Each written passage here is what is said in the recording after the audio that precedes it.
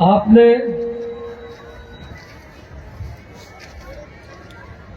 जो वक्ताओं की बातें सुनी हैं, मैं अपने आप को उनसे सहमत करता हूं।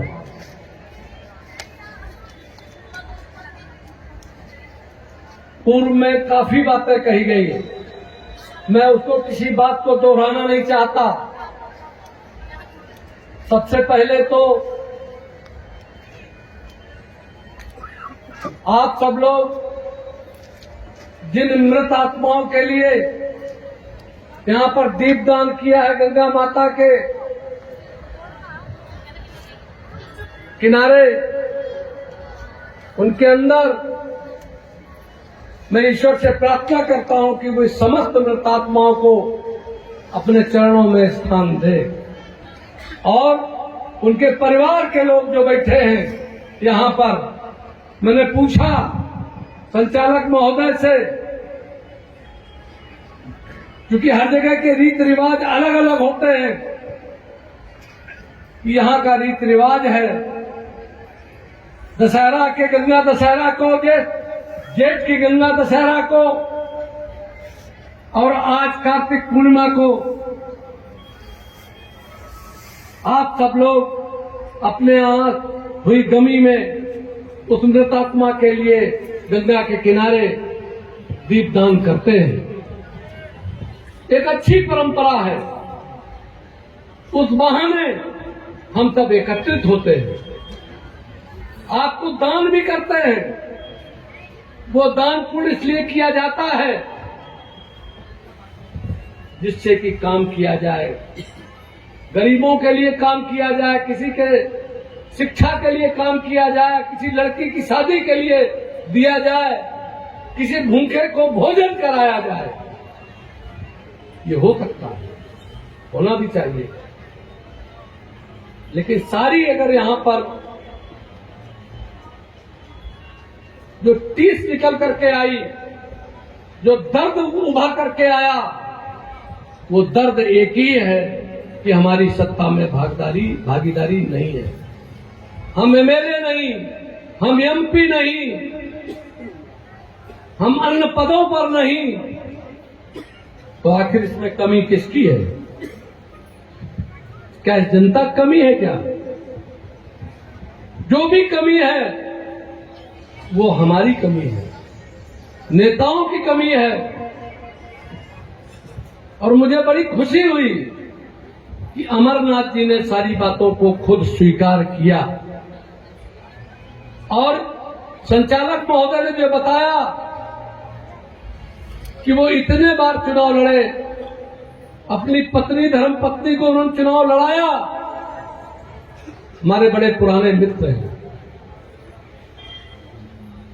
मिथिलेश जी का भी मुझे जब मिली, शायद उनको याद होगा, मैंने उनका मनोबल ही बढ़ाया, और मनोबल सिर्फ बातों से नहीं बढ़ाया, उन्होंने जब बुलाया, एक बार का मुझे याद है कि कोई लाल सेना करके इनके यहाँ कार्यक्रम हुआ, और मुझे बुलाया, मैं कानपुर से सीधे दिल्ली आया, और दिल्ली से मुजफ्फरनगर आया, और मुजफ्फरनगर से वापस जाके रात में ट्रेन पकड़ करके कानपुर वापस गया। एक बार 2003 में भी यहां आया था, इसी तरीके के आप सब लोगों के दर्शन हुए थे।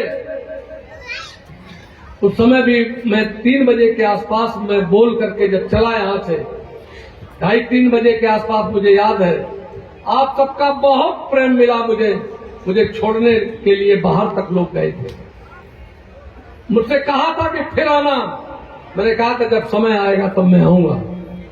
दोस्तों,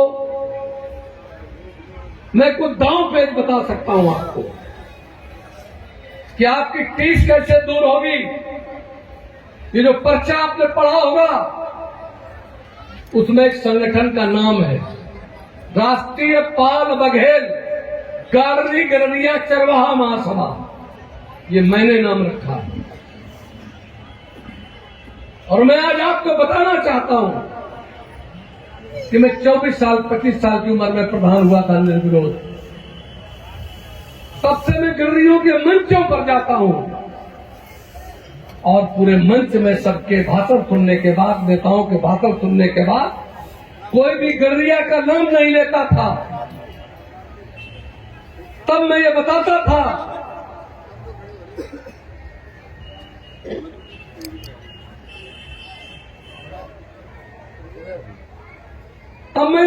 था कि जिससे दुश्मनी हो,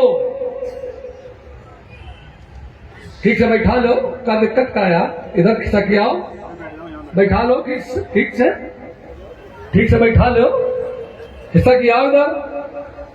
क्या सोचेगी माताएं, बहनें, महिलाएं बैठी हुई हैं, थोड़ा बहुत तो ध्यान रखा करो। उस समय पर कौन सी ऐसी बात हो गई कि तुम गडरिया शब्द का, आज तो मैं यहां गडरिया शब्द का गुंजायमान सुनता हूं।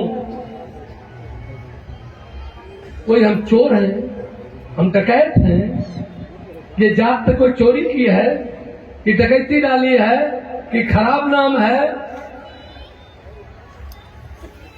गलती की है तो सिर्फ नेताओं ने की है, गलती की है तो अगुआ ने की है, गलती की है तो मुद्दिस आदमी ने की है, कि जो हमारे समाज को दिशा नहीं दे पाया। मैं उनकी कोई निंदा नहीं करना चाहता, लेकिन आज हम मुखिया हैं, आज हम नेता हैं। मैं आपको गंगा के किनारे शपथ खा के कहता हूं कि मैं आप सब लोगों को ये टीस आपकी निकलवा करके रहूंगा। आज मैं शपथ खा के आपसे कहता हूं, लेकिन आपको भी मेरी बात माननी पड़ेगी। अगर मानने के लिए तैयार हो तब मैं तुम्हारी टीस निकाल पाऊंगा। अगर आप मेरी बात मानने के लिए तैयार हो तो एक बार हाथ उठा करके कहो कि हाँ मैं मानूंगा। सब लोग उठाओ।